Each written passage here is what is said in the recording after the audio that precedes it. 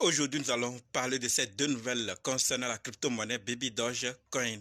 Je ne sais pas si vous êtes au courant ou pas, mais ne vous inquiétez pas, quand on va en parler tout de suite. Et ce n'est pas tout.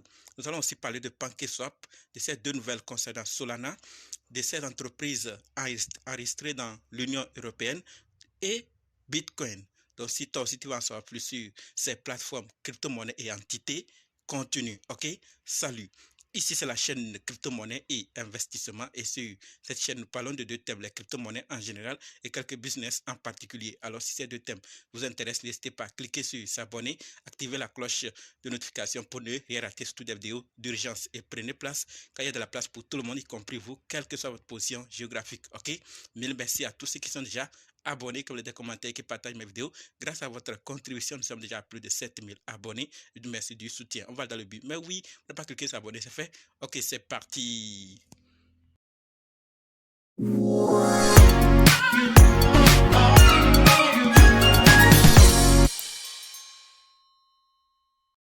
Alors, si toi qui me suis actuellement, tu veux savoir comment analyser une crypto-monnaie, comment acheter une crypto-monnaie, comment vendre une crypto-monnaie, comment sécuriser une crypto-monnaie, alors sache que tu es au très bon endroit, car il y a une formation disponible qui peut t'aider à le faire toi-même, sans l'aide de personne. Bref, être indépendant. Donc, quel que soit le cas, si vous êtes débutant ou ancien, si vous êtes intéressé, préparez juste un budget de 20 000 francs CFA ou 35 $ ou 30 € et dites simplement, je veux ta formation.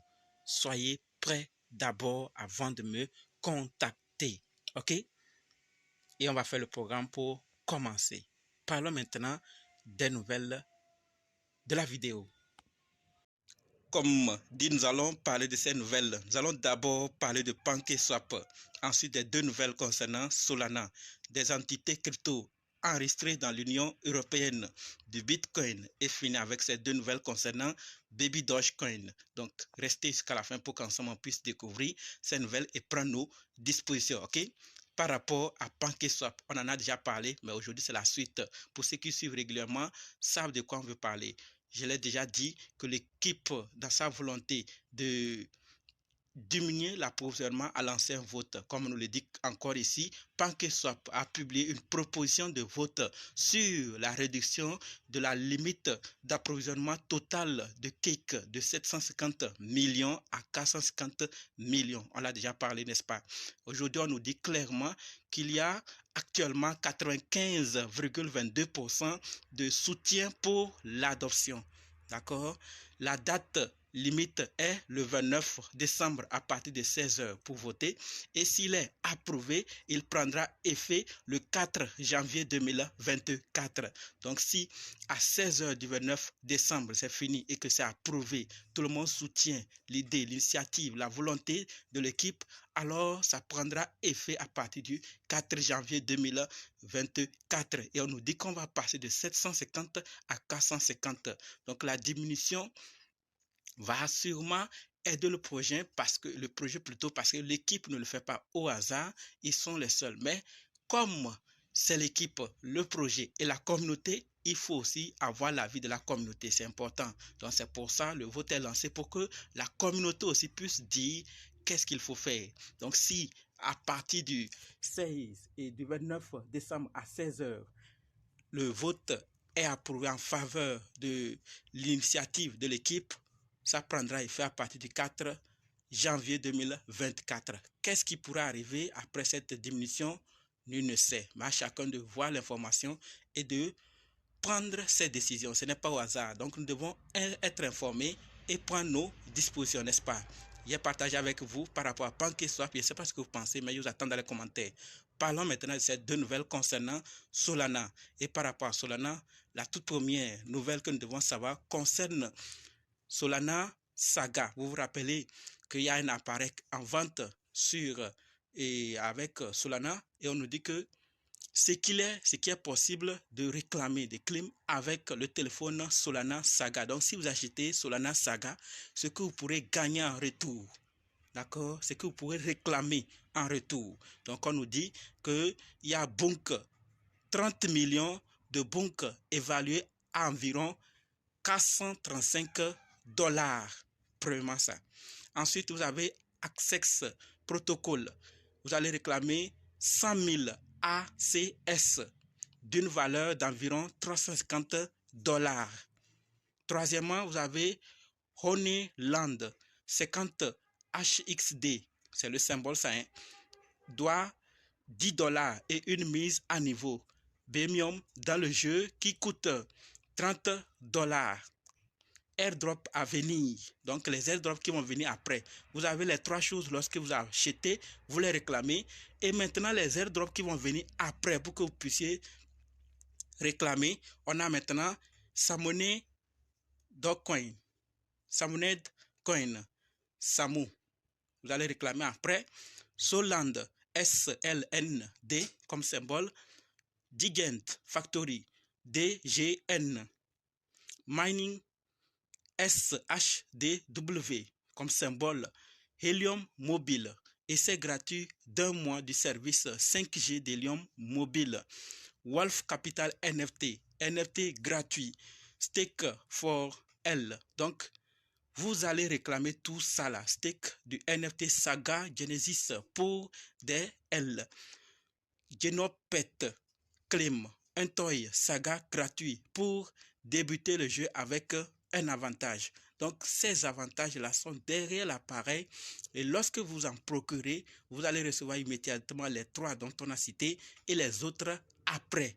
Voilà donc ce qui est accompagné avec Saga et Solana Saga. Je ne sais pas si dans notre communauté, quelqu'un a déjà pu s'en procurer. Partagez votre expérience de ce qu'il y a. Sinon, pour certains, c'est à cause de ces avantages qu'ils ont achetés. D'autres l'ont acheté par nécessité. Et d'autres pour des intérêts qui sont derrière. Et beaucoup ont gagné. Ça, il faut le dire. Ceux qui ont pu acheter ont gagné, ont eu des bénéfices parce que le prix de l'appareil et la valeur des bunks reçus dépassent largement. Et certains ont gagné. Non seulement ils ont l'appareil, mais aussi ils ont eu des gains là-dessus. Donc, je ne sais pas si vous avez déjà eu. Dans le cas contraire, si vous voulez en avoir, rien ne vous empêche, faites la demande et commencez aussi à recevoir ces airdrops après quand ils vont sortir, en attendant de jouir avec les tout premiers que vous allez recevoir. Voilà ce que je voulais partager avec vous par rapport à Solana Saga. Et maintenant que nous sommes informés, passons à la deuxième nouvelle qui concerne le cofondateur. Et là, on nous dit que le cofondateur de Solana, Anatoly Yakovenko, évoque le fait que Solana pourrait devenir un layer 2 d'Ethereum, suggérant un avenir d'interopérabilité. D'accord, la mise à niveau anticipée d'Ethereum, Dunk Sharding, pourrait être la clé de l'interopérabilité entre les deux blockchains. Donc, ça veut dire qu'ils vont travailler ensemble. Disons que deux réseaux mobiles de votre pays et ils vont travailler entre eux. Donc, on nous dit que les blockchains là vont travailler entre eux. Ils vont passer de l'un vers l'autre. Ça serait plus facile. Ça, on parle d'interopérabilité. Donc, avec la mise à niveau d'Ethereum, Dunk Sharding, ça pourrait faciliter aussi les choses afin que les deux blockchains puissent travailler comme s'ils étaient de même protocole ou s'ils étaient de même chose. Donc, ils vont travailler ensemble. C'est ce que le cofondateur voit en son projet. Ça serait le layer 2 d'Ethereum. Donc, on est informé, n'est-ce pas? Passons maintenant à la troisième nouvelle. J'attends vos avis, bien sûr, dans les commentaires.